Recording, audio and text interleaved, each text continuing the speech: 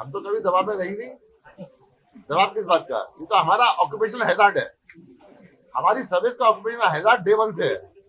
जब से हम काम करते हैं हम लोग का एक अभ्यास होता है, कोई क्रिटिसाइज करता है, कोई हाँ बोलता है, कोई ना बोलता है, लेकिन हम लोग जो है अपने रूल रेगुलेशन के साथ चलते रहते हैं, चलते रहते हैं। हाँ बोले, ना बोले, गलत बोले, सही बोले, अपने कॉन्शियस में अगर हम ट्रू है तो हम अपना काम करते रहते हैं, बढ़ते रहते हैं। हम लोग का सर्विस में इन्वॉल्व है, चाहे आप डीएम हो, चाहे आप सेक्रेटरी हो, आपके टाइम लिमिट आएंगी, आपके पास जल्दी काम करना पड़ेगा, आपका क्रिटिसिज्म होगा। इस जॉब में भी सेम है। इस बार क्या बंगाल ने न्याय एकदम?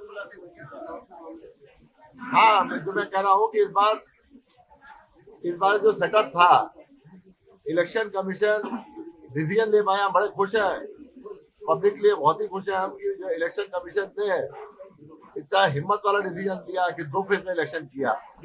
ये कोई सोच भी नहीं सकता था यहाँ पे 6 महीने पहले भी कि 2 फेज में इलेक्शन हो सकता है। आप लोग में किसी ने नहीं सोचा होगा। आप लोग हमेशा बोल रहे थे कि मिनिमम 5 फेज में होगा, मैक्सिमम 8-9 फेज में होगा। 2 फेज में इलेक्शन किया, मतलब बहुत विश्वास किया मशीनरी पे। हम धन्यवाद देते हैं इलेक्शन कमीशन को। एंड आपका जो है बाकी सब तो जो काम है पीसफुली हुआ, सब हुआ तो एकदम ठीक ही हुआ। मतलब जो है हर एक चीज में सपोर्ट मिला हम लोगों को। एंड हम लोग की पूरी मशीनरी एकदम दुरुस्त थी, चुस्त थी, स्किल्ड थी, तो हम लोग काम ठीक से हुआ। फलता वाले एपिसोड को लेकर जाते हैं। पलटा भी क्या हो गया? फलता में जो हुआ कि री इलेक्शन का जो घोषणा हुआ, उन्होंने अपने 293 सीटों में इतना अच्छा परफॉर्म किया। फलता में कहा नहीं, फलटा में तो और अच्छा परफॉर्म किया, क्योंकि इलेक्शन कमीशन को अगर उसको तो ब्रश करना चाहिए, अंडा कार्पेट लेके ही नहीं आता सामने। वहां तो इलेक्शन कमीशन लेके आएगा। इलेक्शन कमीशन का टेस्ट ये नहीं है कि आपका कितना विदाउट कंट्रोवर्सी हुआ या क्या हुआ। उसका रियल टेस्ट ये है कि पब्लिक ओपिनियन रिफ्लेक्ट हुई रिजल्ट में। जब उसने देखा कि फलटा में ये गड़बड़ है तो इलेक्शन कमीशन ने खुद ही भेज के रिपोर्ट मंगाई।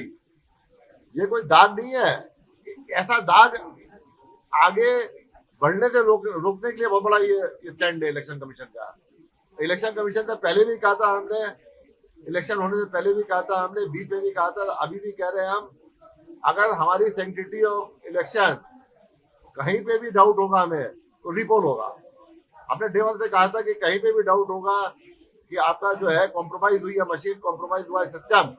इवन हमने पहली बार कहा था 135A आरपी एक्ट 1951 हम इन्वोक करेंगे। अगर आपका बूथ के बाहर भी जहाँ पे लोग रहते हैं, अगर लोग को अटकाया जाएगा वोट देने के लिए तो 135 को जो है उसको बूथ कैप्चरिंग कहते हैं, उसको भी यूज करके हम कहेंगे कि आपका रिपोल हो। और ये पहले से कहा था कि बहुत सारे अगर बूथों में रिपोल होगा तो sensitive election in assembly seat में वहां पे फिर वो होगा, कहते हैं आपका काउंटरमांड होगा। और इलेक्शन कमीशन ने काउंटरमांड किया। फलता कोई दाग नहीं है कि कहा जा रहा है कि फलता जितना दाग लगाना है लगा लो। कोई फलता कोई दाग नहीं है। फलता तो ये एक ऐसा एग्जाम्पल है, शाइनिंग एग्जाम्पल है कि अगर वोटर्स को जो वोट है ठीक तरह वो रिफ्लेक्ट नहीं करता ईवीएम में रिजल्ट में, तो वो रिपोल होना ही चाहिए। रिपोल का इसीलिए प्रावधान है।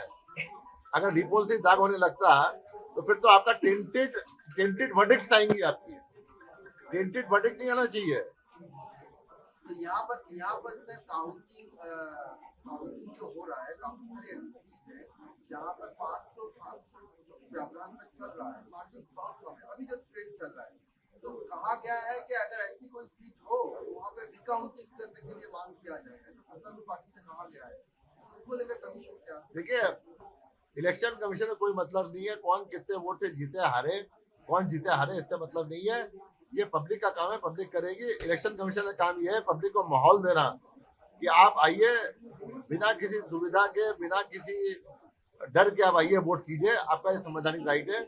उसके बाद पुख्ता इंतजाम करना कि ईवीएम का एकदम आपने स्टोर करके ऐसा रखा है जो मैनिपुलेट ना हो। काउंटिंग के समय एकदम पुख्ता इंतजाम की आपकी काउंटिंग अच्छी हुई है। कौन कितने वोट से जीता आता मतलब नहीं है। इलेक्शन लॉ रूल में इतना फिक्स है रिकाउंटिंग किन परिस्थितियों में होगी। जो अगर वैसी परिस्थिति होती है और डिमांड होता है तो आरओ रिकाउंटिंग कराएगा। ऐसी परिस्थिति नहीं है एज पर रूल, तो फिर काउंटिंग रिकाउंटिंग नहीं होगी। फलता के मामले में 240 अधिकारियों के कार्रवाई करने की नहीं, अभी कोई स्टार्ट भी नहीं हुई इंक्वायरी। आप 240 बोल रहे हैं। अभी तो वहाँ के जो है कल परसों से इंक्वायरी स्टार्ट होगी। जिन जिन बूथों में गड़बड़ मिली है उनकी स्टार्ट होगी। बाकी बूथों में फिट देखा जाएगा ऐसा नहीं है हम खाली पलटा तो ठीक है हो गया। जो हमारे पास फीड है डिफरेंट बूथ से हमारे आई है, 85,000 बूथ से आई है, उसका सैंपल करके हम सब फीड देखेंगे, उससे पूरा सीखेंगे हम कि फ्यूचर में क्या हुआ। इस बार पहली बार वेस्ट बंगाल में जिस तरह आपका वेबकास्टिंग हुआ है, ऐसा वेबकास्टिंग कभी नहीं हुआ। और इसी वेबकास्टिंग की वजह से बूथ के अंदर एक भी इंसिडेंट नहीं हुआ, क्योंकि वेबकास्टिंग 24 घंटे का था, वेबकास्टिंग का मॉनिटरिंग 24 घंटे का था। आप लोग ऊपर गए, आपने देखा, आज भी देख सकते हैं, QRT ऊपर है, हम भी देख के आए हैं पूरा। तो बूथ के अंदर अगर कोई गड़बड़ करेगा एकदम पकड़ा जाएगा, इसका एक्शन कैमरा बंदी हो जाएगा, उसमें स्ट्रॉन्ग एक्शन होगा। इसी चक्कर में ये नहीं कि वेबकास्टिंग बंद है अंदर पूरा जो मन चाहे जो करे, पूरा वेबकास्टिंग के चक्कर में ही अंदर की पूरी सैंक्टिटी मेंटेन हुई। और आशा करेंगे फ्यूचर में भी पूरी सैंक्टिटी मेंटेन होगी। ये एक बार हो गया लागू, हमेशा के लिए लागू हो गया।